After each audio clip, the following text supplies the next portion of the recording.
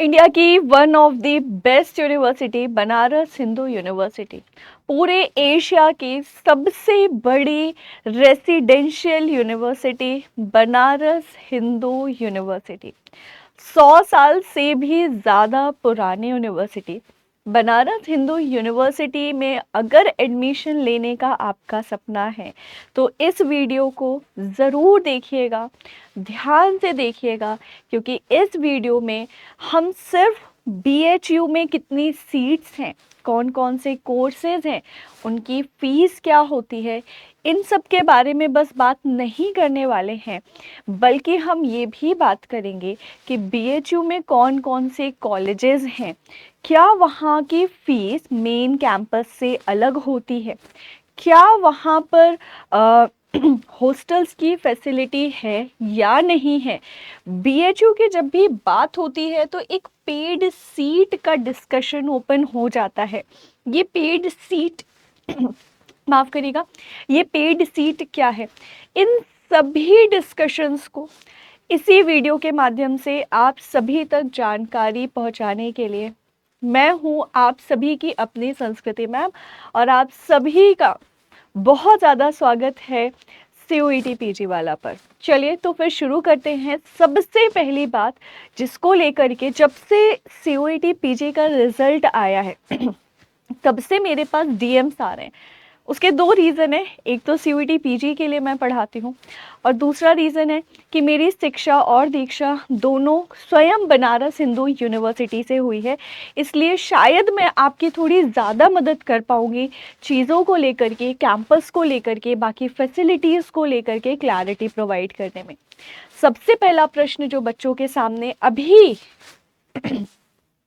है वो है कॉलेजेस को लेकर के। चलिए पहले इस प्रश्न को देख लेते हैं, सीट्स की भी बात करेंगे, कोर्सेज की भी बात करेंगे। तो अगर आपको किसी स्पेसिफिक पॉइंट पर जाकर के कुछ स्पेसिफिक बात समझनी या जाननी है तो आप उस हिसाब से आगे अपना वीडियो को फास्ट फॉरवर्ड कर सकते हैं, ठीक है। सबसे पहली बात अगर मैं करूं बीएचयू के कॉलेजेस की, मेरे पास यहाँ पे बीएचयू 2026 का ना प्रोस्पेक्टस भी ओपन हो रखा है। तो हम यहाँ पे कैंपसेस वाला जो पेज है वो ओपन करते हैं और मैं आपको दिखाती हूँ कि बीएचयू के पास कौन कौन से कैंपस हैं बच्चा, ठीक है, राइट। बीएचयू के पास कौन कौन से कैंपस हैं। Okay, I guess it is at page number 20 जी। यहाँ पे अगर आप देखोगे तो बनारस हिंदू यूनिवर्सिटी का एक तो खुद का मेन कैंपस होता है, ठीक है। मैं यहाँ पे साइड में लिखती भी जाऊँगी कि कहाँ कहाँ पे हॉस्टल फैसिलिटीज़ है, कहाँ कहाँ पे नहीं है, ठीक है। और इसके अलावा ये भी कि वो महिलाओं के लिए केवल कैंपस है या फिर पुरुषों के लिए भी, ठीक है। चलिए सबसे पहले देखते हैं डिपार्टमेंट इन मेन कैंपस। आप जो फोटोज़ में जो तस्वीरों में बड़ी सुंदर सी बिल्डिंग देखते हैं, इनफैक्ट हमारे थंबनेल पर भी जो बिल्डिंग का फोटो लगा हुआ है वो Banaras Hindu university main campus का बेटा फोटो है। और ये जो मेन कैंपस है वो बनारस या वाराणसी के लंका नाम की जगह पर सिचुएटेड है। यहीं पे मेजर डिपार्टमेंट्स हैं, यही वो कैंपस है जिसके अंदर परम सुपर कंप्यूटर रखा हुआ है और यही वो कैंपस है जिसके अंदर आईआईटी बीएचयू भी है। India institute of medical science जैसे भी डिफरेंट डिपार्टमेंट्स यहाँ पे आपको देखने के लिए मिल जाएंगे, ठीक है। तो सबसे जो बड़ा एक आप कह लो कि विंग है बीएचयू का, वो खुद का अपना मेन कैंपस है, राइट। तो एक तो हो गया आपका मेन कैंपस जो कि को एजुकेशनल है, मतलब कि मेल्स एंड फीमेल्स दोनों के लिए। यहाँ पे जो भी कोर्सेज प्रोवाइड करवाए जाएंगे वो महिलाएं और पुरुष दोनों के लिए होंगे। दूसरा है महिला महाविद्यालय इन दी मेन कैंपस। नाउ पहले क्या होता था कि आज से तकरीबन 10 साल पहले तक भी कि बैचलर्स के कोर्सेज में महिलाओं के लिए केवल महिला कॉलेज थे और बॉयज़ के लिए मेन कैंपस और डीएवी पीजी कॉलेज वगैरह हुआ करता था, ठीक है। अभी ऐसा नहीं है, अभी बॉयज़ और गर्ल्स सब पढ़ते हैं, कोएड तरीके से पढ़ रहे हैं, बैचलर्स में भी, ग्रेजुएशन, पोस्ट ग्रेजुएशन, पीएचडी सब में। पहले ऐसा था। और इससे और पहले की अगर आप बात करो तो महिलाओं को भाई विमेन सेफ्टी इंश्योर करी जा सके और वो एक सेफ एंड सिक्योर एनवायरनमेंट में पढ़ सकें, इसलिए बीएचयू के अंदर ही, ठीक है। तो मैं ये कह रही हूँ कि जैसे मान लो कि ये बीएचयू का कैंपस है, ठीक है, इसके अंदर डिफरेंट क्या है, डिपार्टमेंट्स हैं, उनकी अपनी अपनी बहुत बड़ी बड़ी बिल्डिंग्स हैं, ठीक है, राइट। एक एक स्कूल जितनी बड़ी बड़ी एक एक डिपार्टमेंट की बिल्डिंग होती है बेटा, ठीक है, राइट। अच्छा, अब इसके बाद यहाँ पर ही एक अंदर ही गर्ल्स कॉलेज भी है इसी कैंपस के अंदर। वो सुंदर सा जो गेट आपको दिखता है ना, वहां से अंदर जाओगे जैसे तो आपको मिल जाएगा लेफ्ट हैंड साइड पे महिला महाविद्यालय, ठीक है। तो ये एक्सक्लूसिवली गर्ल्स कॉलेज है। पोस्ट ग्रेजुएशन की अगर हम बात करें तो कुछ चंद साइंसेस के कोर्सेज बस यहाँ से होते हैं, बाकी नहीं होते हैं, ठीक है। बाकी बीएचयू के कॉलेजेस और मेन कैंपस से ही पोस्ट ग्रेजुएशन के मोस्टली कोर्सेज होते हैं, ठीक है, राइट। तो ये हो गया क्या, महिला महाविद्यालय, ठीक है, जो कि मेन कैंपस का ही एक प्रकार से हिस्सा है भी और नहीं भी है, दोनों बातें, जिसको हम एमएमवी कहते हैं, ठीक है। इसके बाद में तीसरा है राजीव गांधी साउथ कैंपस बरकच्चा मिर्जापुर। ना बीएचयू का ही मेन कैंपस है, लेकिन वाराणसी में ना होकर के मिर्जापुर नाम की जगह पर है ये कैंपस, और यहाँ पर भी काफ़ी सारे कोर्सेज आपको दिए जाते हैं, ऑफर करे जाते हैं, ठीक है। तो एक और कैंपस है जिसे हम ऑफ कैंपस भी कह देते हैं, ठीक है, जिसे हम साउथ कैंपस भी कहते हैं, जिसे हम RGSC Rajiv Gandhi south campus भी कहते हैं, बरकच्चा नाम की जगह पर है और बेहद खूबसूरत है। मतलब मेरे जो फ्रेंड्स वहाँ से पढ़े हुए हैं वो बताते थे कि जो बीएचयू मेन कैंपस है उससे ज़्यादा सुंदर बरकच्चा का कैंपस है, ठीक है। तो आपके पास एक ऑप्शन वहाँ भी है, लेकिन अगेन हमें ये देखना होगा कि पोस्ट ग्रेजुएशन में कुछ लिमिटेड कोर्सेज ही वहाँ से प्रोवाइड करवाए जाते हैं। जो कुछ भी होता है वो main BHU main campus that is DMC और बीएचयू के बाकी कॉलेजेस, नॉट एमएमवी बट बाकी कॉलेजेस से ही पोस्ट ग्रेजुएशन होता है। मतलब जो कुछ भी है मोस्टली वाराणसी में ही सिचुएटेड रहता है आपका पोस्ट ग्रेजुएशन प्रोग्राम का स्टडीज, ठीक है। तो एक और कैंपस है जिसे हम राजीव गांधी साउथ कैंपस बरकच्चा भी कहते हैं। ये भी को एजुकेशनल है और यहाँ पे आपको हॉस्टल की फैसिलिटी है। सो मेन कैंपस में पढ़ रहे हैं तो हॉस्टल की फैसिलिटी है, एमएमवी में भी है और आरजीएचसी में भी है। इसके बाद आ जाइए आर्य महिला पीजी कॉलेज, जो कि चेतगंज नाम की जगह पर है, वाराणसी में ही है, ठीक है। एकदम मेन जो आप कह लो कि पुराना बनारस है या बनारस का जो मेन हब है, गुदोलिया अगर आपने सुना होगा, काशी विश्वनाथ जी का जो मंदिर है ना, उसके काफ़ी पास में है ये आर्य महिला पोस्ट ग्रेजुएट कॉलेज, जिसे हम एएमपीजीसी कहते हैं। महिला से ही आप समझ जाओगे कि ये सिर्फ फीमेल कॉलेज है, यहाँ पे सिर्फ फीमेल्स को एडमिशन मिलता है। मास्टर्स के बहुत सारे कोर्सेज हैं, एमए के बहुत सारे कोर्सेज हैं सोशल साइंसेज आर्ट्स में, इसके अलावा एमकॉम जैसे कोर्सेज भी यहाँ से करवाए जाते हैं, ठीक है। हॉस्टल की फैसिलिटी यहाँ पर नहीं है बेटा, ठीक है ना। इसके बाद आता है डीएवी पोस्ट ग्रेजुएट कॉलेज, जो कि आसनगंज नाम की जगह पर है, ठीक है। नाउ डीएवी पीजी कॉलेज जो है वो एक कोएड कॉलेज है, मतलब यहाँ पे गर्ल्स एंड बॉयज़ दोनों ही अलाउड हैं, दोनों ही पढ़ते हैं। तो ये भी एक बहुत अच्छा आपके लिए ऑप्शन है। ये भी मेन वाराणसी में ही सिचुएटेड है, एएमपीजीसी के काफ़ी पास ही है ये, ठीक है। यहाँ पर भी हॉस्टल नहीं है, ठीक है, राइट। इसके बाद फिर वसंत कन्या महाविद्यालय, जिसे हम वीकेएम कहते हैं, ये ओनली फीमेल्स के लिए है। यहाँ पर भी हॉस्टल जो है वो बिल्कुल कुछ ही चंद ही सीट्स है, अदरवाइज जो बच्चियां हैं यहाँ पे पढ़ने वाली वो बाहर ही रहती हैं, प्राइवेट अपने हॉस्टल्स में रहती हैं और वहाँ से फिर अपनी पढ़ाई जो है वो कंटिन्यू करती हैं, ठीक है। तो मैं ये कहना चाह रही हूँ कि ये जो आपके हॉस्टल्स हैं, ये आपके जो कॉलेजेस हैं, वहाँ पे आप हॉस्टल की उम्मीद बिल्कुल भी लगा करके मत रखिएगा, ठीक है। इसके बाद फिर है Vasanta college for women Rajghat, जो कि बीएचयू के सारे कैंपसेस में से सबसे नियरेस्ट, गंगा जी के सबसे नियरेस्ट कैंपस है। एक ऐसा कैंपस जहाँ पे आप क्लास में बैठ करके पढ़ाई भी कर सकते हो और गंगा जी को भी देख सकते हो, ठीक है। बेहद खूबसूरत कैंपस है ये भी और गंगा किनारे कैंपस है, राजघाट नाम की जगह पर है, थोड़ा सा मेन वाराणसी से थोड़ा सा दूर है। कॉलेज के द्वारा बस फैसिलिटी वगैरह प्रोवाइड करवाई जाती है। जो बीसीडब्ल्यू है उसमें हॉस्टल की फैसिलिटी है, लेकिन अगेन बहुत सारी बच्चियां जो हैं वो बाहर रहना पसंद करती है, मतलब प्राइवेट हॉस्टल्स में रहना पसंद करती हैं, क्योंकि उसके कारण आप मेन सिटी में रह पाते हो, बाकी अपने फ्रेंड्स से और बाकी कैंपस के जो आपके मित्र हैं उनसे आप ज़्यादा बेहतर इंटरेक्ट कर पाते हो। एंड ऑल्सो आपके लिए कुछ भी अगर ऑफिशियल काम है और उसके लिए अगर आपको बीएचयू मेन कैंपस आना है तो वो भी ईजी पड़ता है, ठीक है। So my point here to tell you all, इतनी कथा कहानी सुनाने का बहुत, कि पहली चीज़ तो कि फीमेल एक्सक्लूसिव कुछ कैंपसेस हैं, दैट मीन्स कि बीएचयू में महिलाओं के एडमिशन होने के चांसेस पुरुषों से थोड़े ज़्यादा हैं, क्योंकि महिलाओं के लिए सीट्स ज़्यादा हैं, ठीक है। ओके। इसके बाद दूसरी चीज़ है हॉस्टल फैसिलिटी शॉर्ट नहीं होती है कि भैया दुनिया सॉरी एशिया की सबसे बड़ी रेसिडेंशियल यूनिवर्सिटी है बीएचयू, तो यहाँ पे हॉस्टल तो मिल ही जाने वाला है, ऐसा नहीं होता है। ठीक है, आपकी रैंक आपके मार्क्स के ऊपर भी, एंड आपका घर बीएचयू से कितना ज़्यादा दूर है, बहुत सारे क्राइटेरियाज होते हैं उसके बेसिस पे, एंड ऑल्सो जो रिजर्वेशन होता है उसके बेसिस पर हॉस्टल मिलते हैं। लेकिन ये हॉस्टल वाले कैंपसेस हैं, अगर आपका स्कोर अच्छा है तो हॉस्टल मिलने के पूरे चांसेस हैं। इन कॉलेजेस में अगर आप पढ़ रहे हो तो हॉस्टल की उम्मीद मत लगाना। फैकल्टी से कोई कॉम्प्रोमाइज़ नहीं, क्योंकि बहुत सारी ऐसी फैकल्टीज थी जो इन कॉलेजेस में पढ़ा रही थी और अभी वो डिपार्टमेंट एंड मेन कैंपस में भी हैं। ठीक है, तो आना जाना लगा रहता है, और किसी का कुछ बहुत ज़्यादा ऐसा नहीं है कि अगर कोई मेन कैंपस की फैकल्टी है तो ही वो बहुत अच्छी है और कॉलेज बेकार है, ऐसा कुछ भी नहीं है। यस, मेन कैंपस में आपको लाइब्रेरी फैसिलिटी से लेकर के बीएचयू अपने आप में मेन कैंपस एक दुनिया है, ये मैं बिल्कुल कहती हूँ। लेकिन ऐसा वाला कंपैरिजन नहीं है कि फैकल्टी को लेकर के कुछ कंपैरिजन है। सारे कॉलेजेस भी अपने आप में बहुत अच्छे हैं, एंड आपको डिग्री भी सिर्फ और सिर्फ बनारस हिंदू यूनिवर्सिटी लिख करके ही मिलने वाली है। आपके कॉलेजेस वगैरह का कोई जिक्र यहाँ पे होता नहीं है। ठीक है, राइट।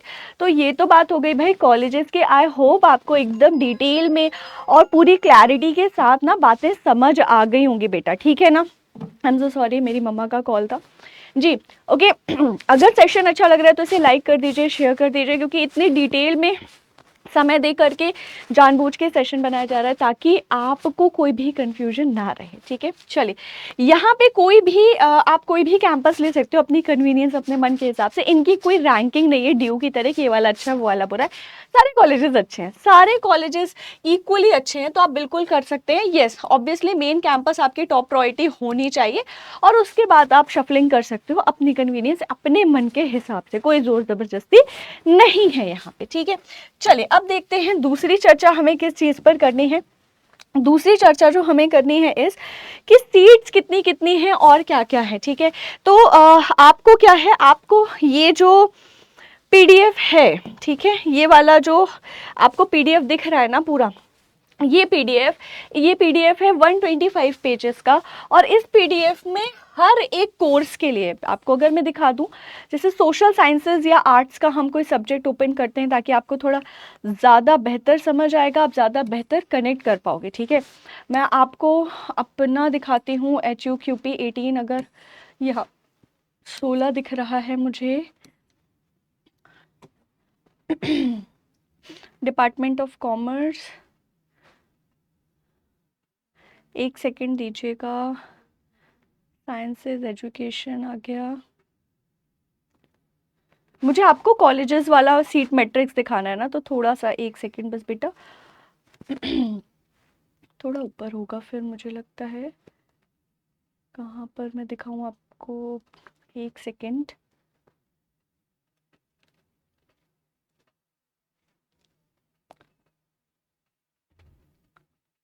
ओहो हो, कहाँ चला गया है,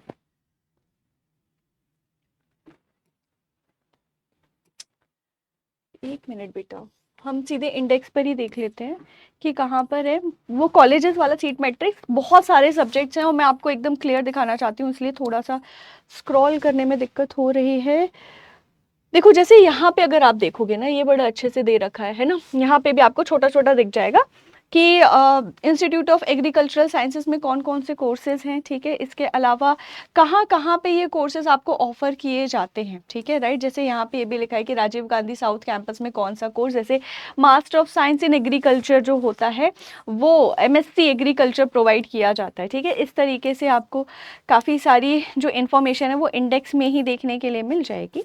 लेकिन यस, महिला महाविद्यालय के लिए मेरे पास बहुत सारी क्वेरी आ रही थी ना, तो महिला महाविद्यालय से MSc bio informatic and master of arts मतलब MA इन एजुकेशन, बस यही दो कोर्सेज है। इसके अलावा MMV से PG के कोर्सेज नहीं है। MMV से मोस्टली जो कोर्सेज होते हैं बेटा वो किसके होते हैं, वो आपके अंडर के ही होते हैं। ठीक है, फिर आर्ट्स के बारे में बात लिखी हुई है, एंड देन फिर वी हैव कॉमर्स, कॉमर्स के बाद we have law. Okay, where is the social science faculty, अरे हमारी फैकल्टी गायब हो गई, अच्छा बहुत पीछे है। ठीक है, राइट, 108 पर है।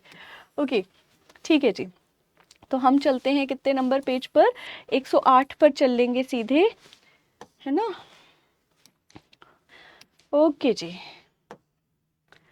ठीक है, यहाँ आपको दिख जाएगा, ये सोशल साइंस फैकल्टी की फ़ोटो भी देख लीजिए, इस तरीके से बिल्डिंग है, क्योंकि मुझे फ़ोटो नहीं दिख रही थी इंटरनेट पे, तो ठीक है राइट। अब आप देखिए, जैसे सपोज यहाँ पे कौन सा पेपर है, हम निकाल लेते हैं, कौन सा पेपर हम निकाल लेते हैं हिस्ट्री का, एमए हिस्ट्री मान लीजिए आपको करना है, ठीक है। इससे आपको ज़्यादा समझ आएगा, क्योंकि ये सीट मैट्रिक्स में ना आपको सारे के सारे क्या मिल जाएंगे, सारे के सारे कॉलेजेस मिल जाएंगे, इसलिए मैं इतना ज़्यादा थोड़ा रिजिड हो गई थी कि नहीं यही ओपन करके दिखाना, ठीक है। चलो अभी देखते हैं कैसे कैसे आपका सीट मैट्रिक्स होता है, ठीक है।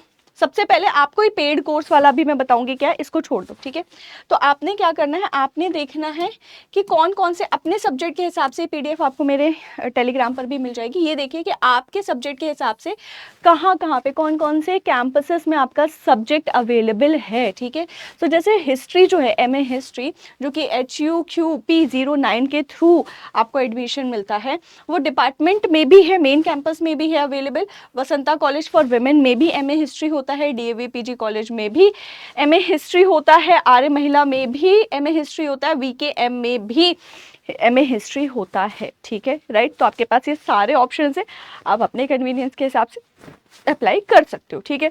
अब यहाँ पे अगर आप सीट्स वगैरह देखो तो ये देखिए भाई, यहाँ पे BHU मतलब ऐसे बच्चे जिनका ग्रेजुएशन BHU से हुआ है, उनको भी कुछ क्या मिल जाता है, थोड़ा सा आप कह लीजिए कि कंसेशन मिल जाता है मार्क्स में। तो C1 कैटेगरी, अगर आपका BHU से ही पढ़ाई हुआ है, आगे आप BHU से कर रहे हो तो आपको तो पता ही है।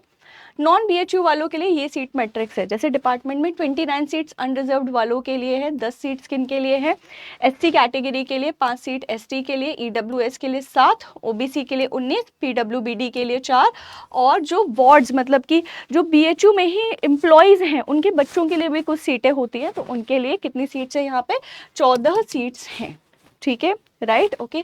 तो इस तरीके से आप देख सकते हो कि मेन कैंपस में कितनी सीट्स हैं, ठीक है ओके। वसंता कॉलेज में कितनी सीट्स हैं, देन DAV में कितनी सीट्स हैं, AMPG में कितनी सीट्स हैं, एंड वसंत कन्या में कितनी सीट्स हैं, ठीक है। अगर आप यहाँ पे फीस देखोगे तो काफ़ी कम फीस होती है, मेन कैंपस की बहुत कम होती है, 1500 रुपये फीस है, ठीक है ना। कितनी है मेन कैंपस की, 1500 रुपये। कॉलेजेस की फ़ीस थोड़ी बढ़ जाती है, ठीक है। तो कॉलेजेस की फ़ीस में वसंता कॉलेज की थोड़ी ज़्यादा होती है, ठीक है। तो देख लो, अच्छा वसंता कॉलेज की 12,200 रुपये फ़ीस है, ठीक है। इसके बाद फिर DAV PG कॉलेज की 6,760 रुपीज़ फ़ीस है।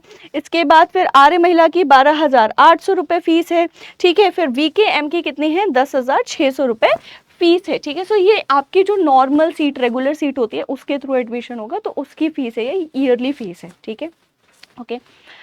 अगर आप चाहते हो कि भाई 1-2 नंबर से आपका BHU में एडमिशन छूट रहा है, उस केस में कुछ सीटें क्या करी जाती हैं, पेड सीट के तौर पर, मतलब जब आप फीस थोड़ी ज़्यादा दे रहे हो, है ना, तब उस कंडीशन में आपको क्या किया जाता है, एडमिशन ऑफर किया जाता है। लेकिन ऐसा नहीं कि बिल्कुल 10, 20, 50 नंबर आ गए और आपको एडमिशन मिल जाएगा, नहीं। लेट से अगर कट ऑफ 212 गया तो आपका 210, 208 अगर नंबर पर ही रुक गए हो आप, ठीक है, तो उतना गैप अगर है कि बिल्कुल पहुँचते पहुँचते और बस ऐसा ऐसा ना टक से छू के वापस आ गए टाइप, ओके। तो अगर आप बिल्कुल उस लिमिट पर हैं, लेकिन वो लिमिट आप कट ऑफ के क्रॉस नहीं कर पाए हैं, एंड स्टिल बच्चों को अपॉर्चुनिटी मिले, चांस मिले, एंड ऑल्सो ये जो एक्स्ट्रा रेवेन्यू जनरेट होता है उसके थ्रू इंस्टीट्यूशंस को, कॉलेजेस को, मेन कैंपस को मेंटेन रखने में, रेगुलेट करने में, एडमिनिस्टर करने में भी मदद होती है, भाई फंडिंग हो रही है, ठीक है।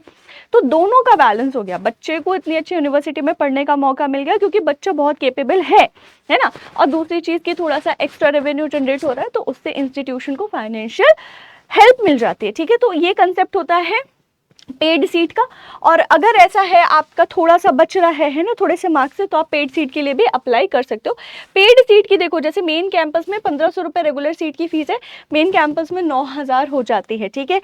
अगर आप कॉलेजेस में देखो तो जहाँ 12,000 रुपये, 12,500 रुपये फीस है रेगुलर सीट पर साल भर की, वहीं फिर क्या हो जाएगा, फिर पूरे 1 साल की पेड सीट पर लगभग 27,000, 30,000 रुपये आपकी फीस चली जाती है, ठीक है ओके। तो ये कंसेप्ट है पेड सीट का। If you can can afford, and if you are not able to qualify for the cut off and it still you wish to study in BHU, you can go for paid seat. मेरे बहुत सारे friends ऐसे थे जिन्होंने paid seat से भी admission लिया था क्योंकि वो BHU से ही पढ़ना चाहते थे, ठीक है।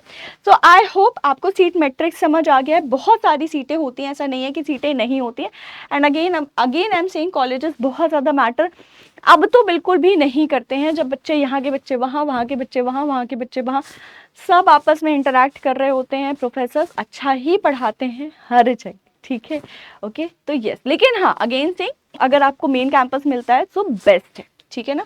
अगर आपको मेन कैंपस मिलता है बेटा तो बेस्ट है, ठीक है। चलिए अब आगे बढ़ते हैं और देखते हैं कि और क्या बात हमने कर लेनी है। तो और क्या बात हमने कर लेनी है, पेड सीट हो गया, फीस हो गई है ना, एंड सारी चीज़ें हो गई। और अब हम बात करते हैं हॉस्टल्स की कि हॉस्टल कौन कौन से हैं, ठीक है, राइट।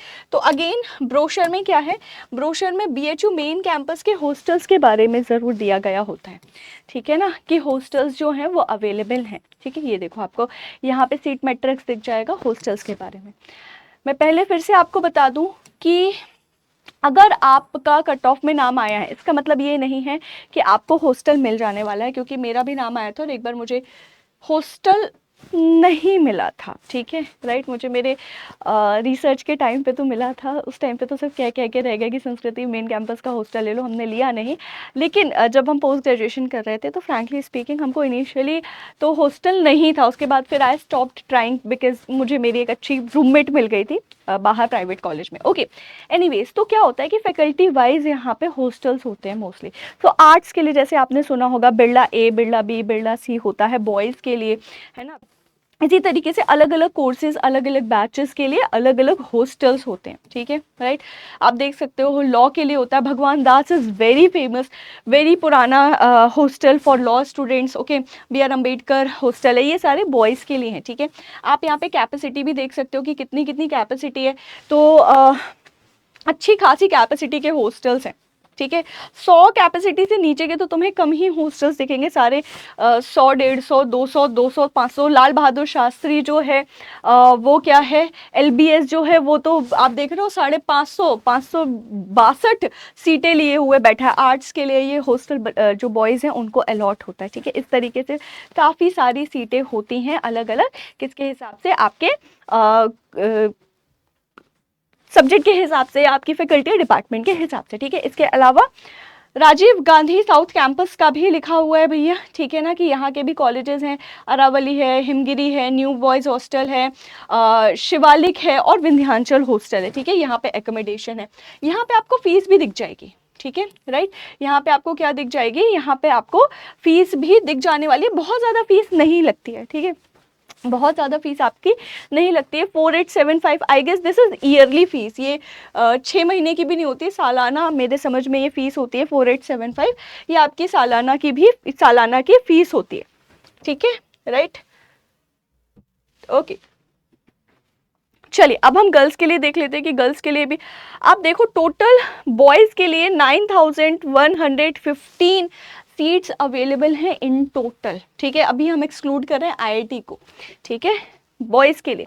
इसके बाद अगर हम गर्ल्स के लिए देखें, है ना, तो गर्ल्स के लिए टोटल 5240 सीट्स अवेलेबल हैं कैंपस के अंदर ही, मतलब अंदर ही पढ़ो, अंदर ही खाओ, अंदर ही रहो, कैंपस के अंदर ही घूमी भी कर लो, ठीक है। मस्त कैफेटेरिया और सारी चीज़ें हैं, है ना। इसके अलावा अंदर ही लाइब्रेरी है, अंदर ही तुम्हारी पढ़ाई लिखाई सारी चीज़ें, डिपार्टमेंट चले जाओ वहीं के वहीं, आने जाने का भी खर्चा नहीं क्योंकि बसें चलती हैं, ठीक है। हर आधे घंटे में बसेस चलती हैं, फ्री में चलती हैं, बढ़िया, हर जगह रुकती चलती हैं, उतरते जाओ चढ़ते जाओ और आराम से रहो, आराम से खाओ पियो, पढ़ाई करो, ओके, ठीक है। सो गर्ल्स के लिए आप देख सकते हो कि गर्ल्स के लिए जो सोशल साइंसेज वाली गर्ल्स हैं उनको मोस्टली त्रिवेणी मिलता है, और त्रिवेणी एक बहुत बड़ा हॉस्टल है और उसके बहुत सारे विंग है, ठीक है। So there is Godavari, there is Gomti, there is Kaveri, Saraswati, Yamuna, इस तरीके से गंगा, इस तरीके से होता है, ठीक है। और लाइकवाइज आपके कट ऑफ के अकॉर्डिंग, आपके मार्क्स के according and availability of seats के अकॉर्डिंग आपको अलॉट किया जाता है हॉस्टल, ठीक है। I hope this session I tried to make it possible under 20 minutes, but I couldn't.